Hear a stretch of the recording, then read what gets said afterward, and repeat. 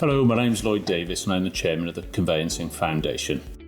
Throughout this talk, I will explain to you who we are, why the Foundation exists and how we achieve our objectives. I'll also discuss our Wellbeing at Work survey, which we undertook in February and March 2023. Who are we? Well, our team consists of trustees who manage the governance of the Foundation and our ambassadors and sponsors who help promote the charity to achieve our objectives. We're a zero profit registered charity. Every single penny goes to charity, and we've been established for over 10 years. Why do we exist? Our purpose is to enhance the lives of those working in the conveyancing industry and to support charity fundraising initiatives. And we do that through our Be Kind We Care initiative, the surveys that we've undertaken, wellbeing education and training, as well as our charity initiatives, which include our charity lotto and our newly introduced grant scheme. The Conveyancing Foundation Wellbeing at Work survey was undertaken in February and March 2023. We tried to benchmark mental health and how we can improve moving forward. A massive thank you to Richard Lambert and Morale Solutions for helping us with the independent survey. I have worked with Richard in the past through Convey Law, who's helped me with such similar surveys and trying to work out how we can take our business forward and in teasing out information from members of staff, which we did, I think, very effectively with the Wellbeing at Work survey. There were 26 questions covering wellbeing and mental health and what support was required, stress and how we can combat stress within the conveyancing industry, hybrid working, what's available to everyone and who is happiest in those working environments. And then we'd also asked about working relationships, both in the office and in industry, and how we can improve those relationships moving forward. So the whole concept of the survey was how are we doing and how can we make things better? And I will now run you through those questions and our findings. The respondents then who took part in the survey generated over 500 responses from professionals across the property industry. It was conveyancing based, so 83% worked in legal firms or conveyancing practices, LCPs, 57% worked as conveyancers and 26% in other roles within legal practices. There was a lesser number in terms of estate agencies or auxiliary service providers such as mortgage lenders, etc., that took part in the survey. Only 4% were estate agents. So predominantly, the survey was undertaken by conveyancers. 75% of respondents were female conveyancers from a broad section across England and Wales, which I guess is the right sort of demographic with it being a female-dominated industry for conveyancing. We asked respondents to tell us about their mental health between the years of 2020 to 2023. I'm pleased to confirm that their mental health is currently the best that it has been for the past 3 years. They experienced a dip at the start of the pandemic in 2020, and unsurprisingly, the worst years were during 2021, during the very, very busy SDLT phase. They rebounded since in 2022, and in 2023, things are looking good. It was quite surprising, actually, that those aged 55 or above, probably industry leaders, actually didn't have such issues in 2020 to 22. During the very, very busy times, probably because their businesses were doing quite well throughout that period. Whereas the conveyancers obviously really, really struggled throughout this period. But it is very encouraging to see that everyone is feeling a little bit more stable moving forward into 23. The survey asked about levels of stress, and some 58% of all respondents either have some stress as a constant factor in their work or experience a lot of stress with occasional moments of calm. These peak at 72% for both conveyancers and estate agents, which is a little bit worrying. 50% of conveyancers reported a lot of stress within their working environment, with 22% offering a constant stress indicator. So you've got 72% of conveyancers saying that actually, for the most part, they're pretty stressed, which is not good, so we have some work to do. We asked respondents what were the keys to reducing workplace stress. Unsurprisingly, the conveyancers suggested that reducing the volume of work was all important, as well as providing adequate administrative support to help them with their daily tasks. Stress levels were the highest for those who were 100% office-based for their work, with no opportunity to work from home or remotely. So perhaps this is something that we need to work on. Stress levels as well for females were slightly higher at 60% to conveyancing males at 53%. One of our future surveys will now question capacities and ways of working so that we can actually provide some meaningful feedback into what capacities actually work for our conveyancers moving forward. One of the real positives of the COVID years has been that we've been able to trust people, or we've had to trust people to work from home. And this has led to, a really quite some revolution in the way that we do work and how much we trust each other. Overall, just 10% of people that we survey don't have any hybrid working in their organisation, which I guess is quite encouraging. And the difference in opportunity in terms of being able to work from home comes from roles rather than business type. So fully office-based are more likely to be paralegals, perhaps because they're learning, and secretary and admin staff probably because they're handling mail. Conveyancers and managers obviously enjoy more flexibility and trust. And so it is encouraging to see that people are now enjoying far more flexibility than what they were pre-pandemic.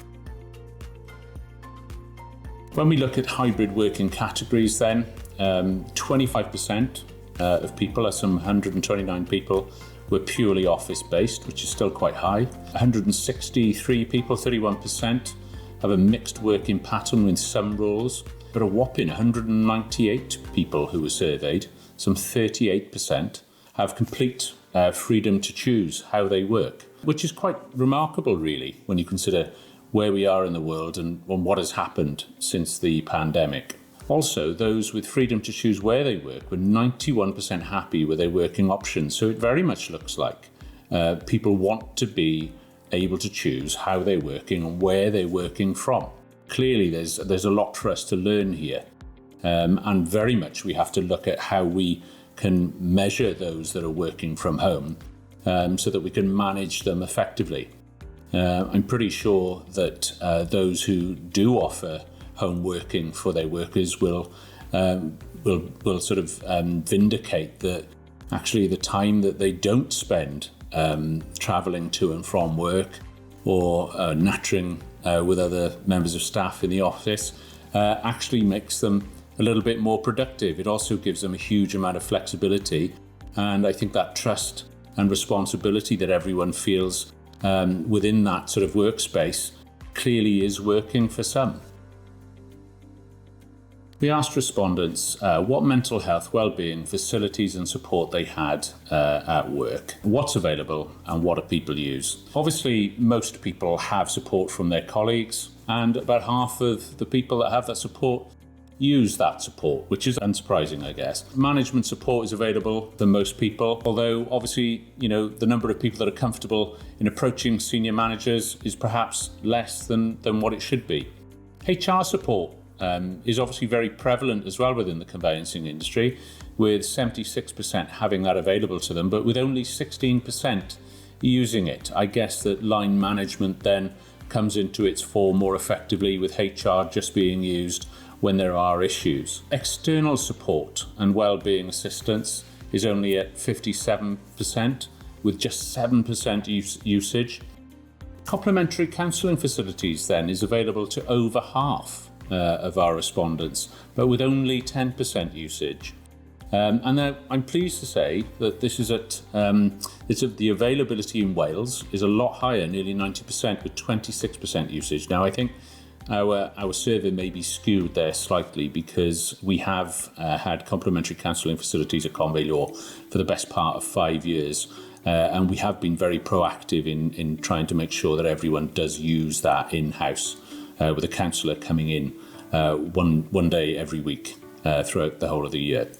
Mental health first aiders then are available, 52%, which is good, but obviously the usage is quite low.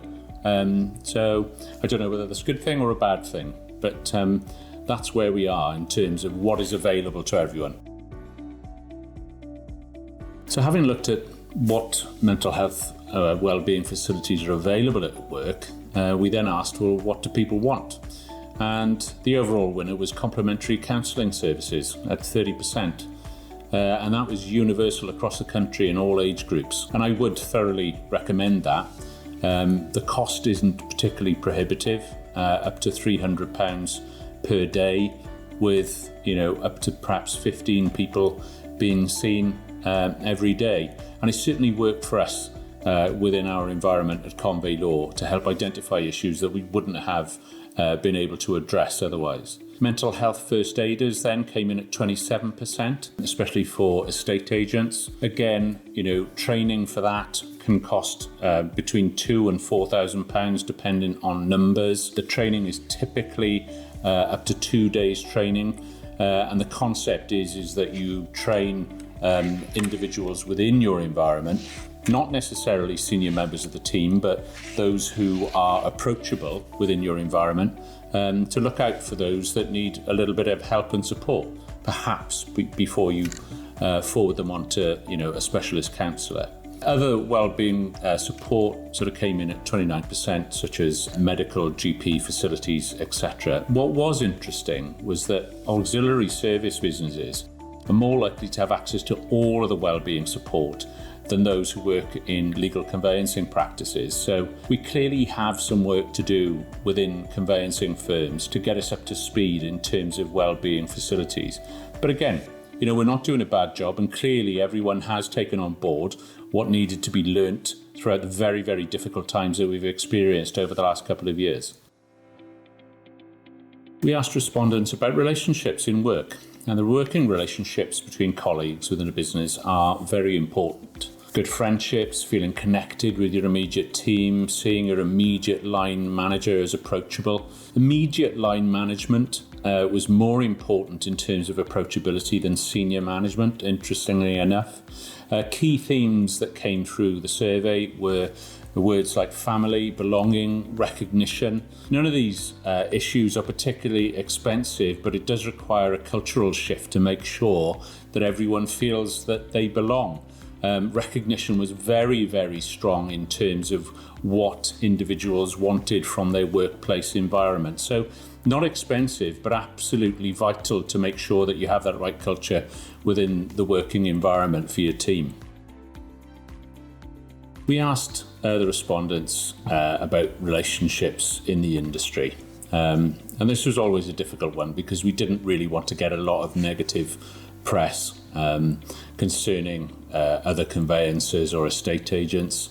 But there were some patterns that came out of it, and overall it was felt that relationships between conveyancers and estate agents could be better in both directions. Deadlines and external pressures cause a range of concerns about other parties being really difficult to work with at times, perhaps unsurprisingly.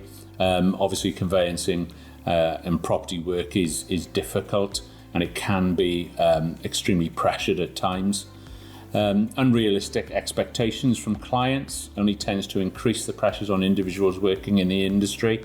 And again, that's probably something that we all need to work a little harder on, really, in terms of educating clients. Experience played a big role as well in terms of relationships, and unsurprisingly, the more experience that the individuals had, the better they were at managing their relationships. So the conclusions, how can we improve? We asked the respondents about one change which would improve their personal well-being, and there were some key themes that came through the survey. People want to be valued for their contribution, and that costs nothing, but obviously recognition is hugely important. They want to have stronger relationships, both in the office and across the industry. Again, not difficult to achieve, but requires some work from all parties. Most importantly, perhaps, was the need to reduce the stress and pressure of the workload by reducing the volume of work. We clearly have some work to do. Obviously, there were a lot of conveyancers who responded to the survey, and we clearly all have some work to do in terms of how we're managing capacities and caseloads, and that will be the focus now of the next Conveyancing Foundation survey. And also to come out of the survey was the ability to choose where we work. It was very interesting to see how many legal practices especially had adopted hybrid working, and long may that continue. So overall, volume of work, support, relationships all lead to job satisfaction. And I guess that comes down to both choice and trust, two things that we've had to look at over the course of the pandemic years, and hopefully we've all adapted and learnt throughout that period, throughout those very, very difficult years. It's very, very encouraging that legal practices and those across the conveyancing industry have learnt throughout the process, have adapted as they need to. We need to look at how we reduce capacities and increase well-being. And I hope that this survey has given us a little bit to think about. Thank you.